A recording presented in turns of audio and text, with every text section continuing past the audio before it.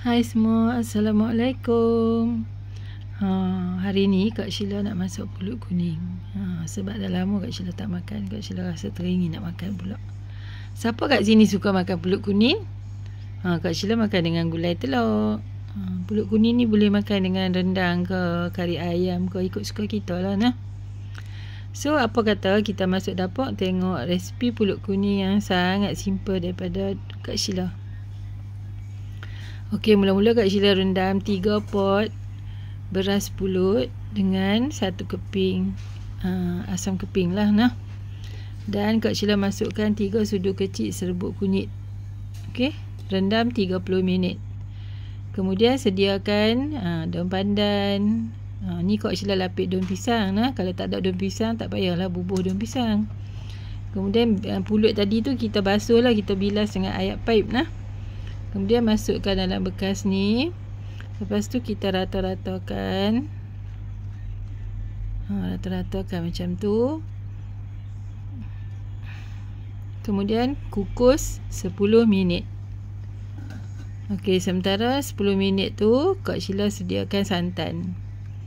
Okey, ratio santan dengan pulut, 1 pulut setengah santan. Okey. Kemudian Kak masukkan santan tu. Kalau santan terlalu pekat, hampa boleh campur air sikit nah.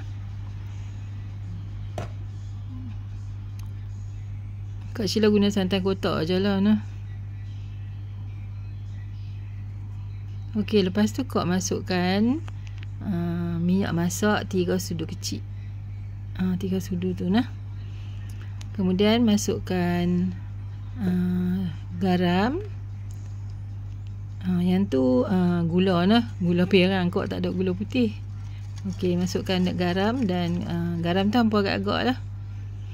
Okey, pulut pun dah 10 minit. Lepas tu kita bawa keluar lah pulut ni nah.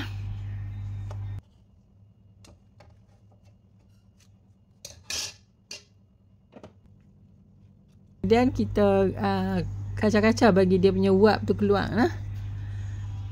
Lepas tu masukkanlah santan tadi tu. Ada orang dia masak santan kan. Ni salah satu cara. Dia ada banyak cara nak buat pulut kuning ni. Kacau-kacau semua. Lepas tu Kak Sheila masukkan sedikit lada hitam. Tadi terlupa nak buh. Buh lada hitam sikit kan.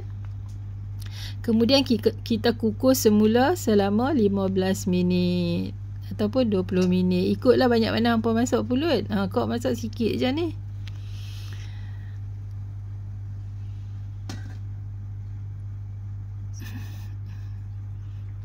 Okey, pulut dah masak. Okey. Pulut dah masak, kita bawa keluar lah nah. Kemudian kita kacau rata-rata. Okey, dah masak dah.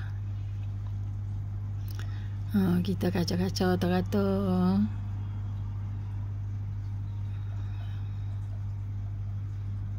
Lepas tu kita buanglah lepas tu Kak Sheila buanglah daun pandan tu nah.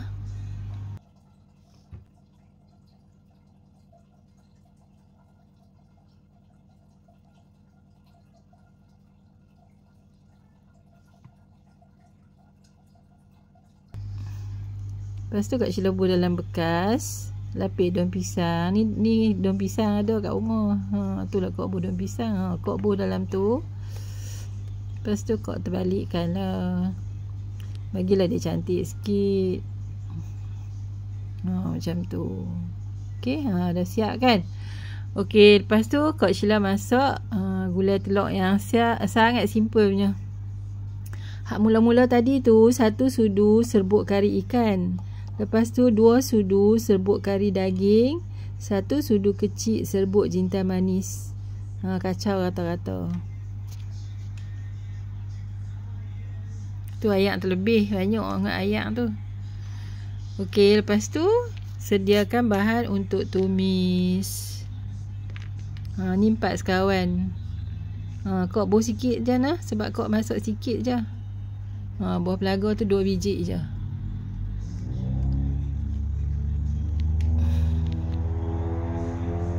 Okey, kat sini ada bawang merah 2 biji, bawang putih sebiji dan halia sikit. Hampa agak-agak lah halia tu. Lepas tu bahan-bahan ni kita potong-potong je macam biasa lah.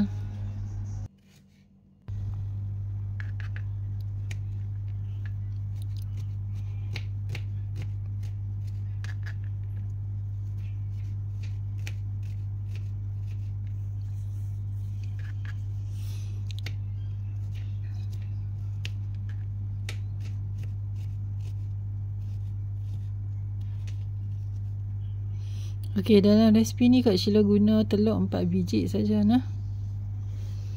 Kalau hampa nak buat lebih tu boleh juga. Okey, buah minyak sikit dalam periuk.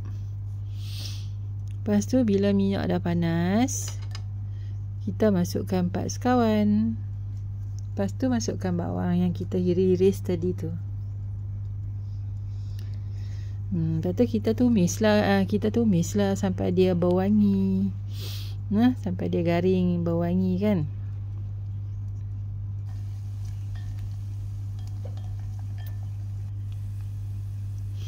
Ni kira kari yang simple punya lah tak ada macam-macam bahan bubuh. Lepas tu masukkan rempah.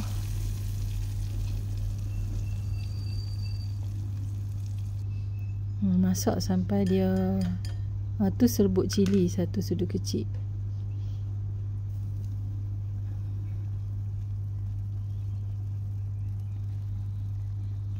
Lepas tu bila dia dah pecah minyak, dia pecah minyak lah ni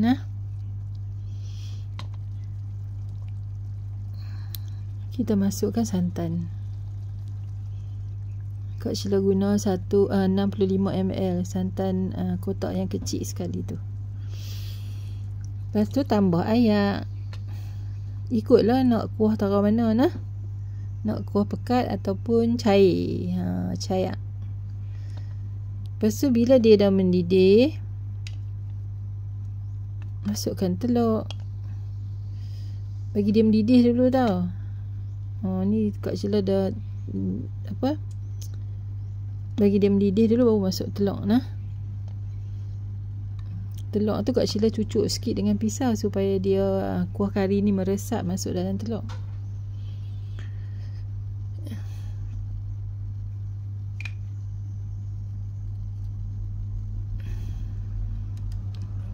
Bubur garam,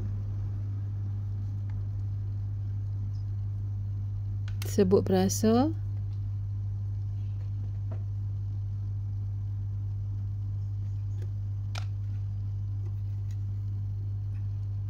sedikit gula gulai telur kena bubur gula sikit baru sedap. Kalau gula ayam tu tak payahlah bubur gula kan. Kemudian masukkan 1 sudu kerisik. Kerisik ni option.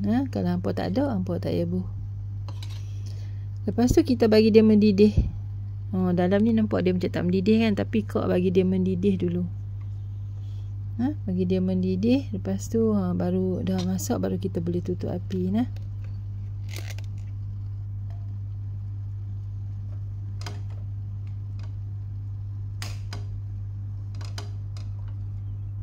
simple je kan nak masuk gulai telur ni.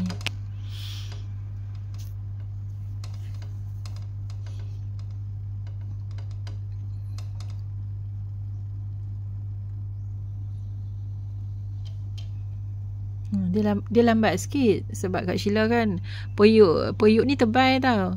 Lepas tu Kak Sheila buah lapik tu sebab Kak Sheila tak nak lah periuk ni jadi hitam-hitam kan. So dia macam lambat sikit lah. Tu dia duk mendidih dah, nampak tak?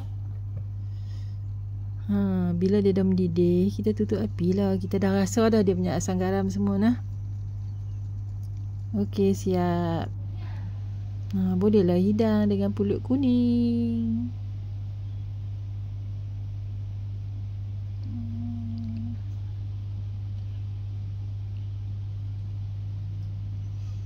Inilah saja perkongsian Kak Sheila, dapat Kak Sheila kali ni Semoga kita jumpa lagi di next recipe insya-Allah.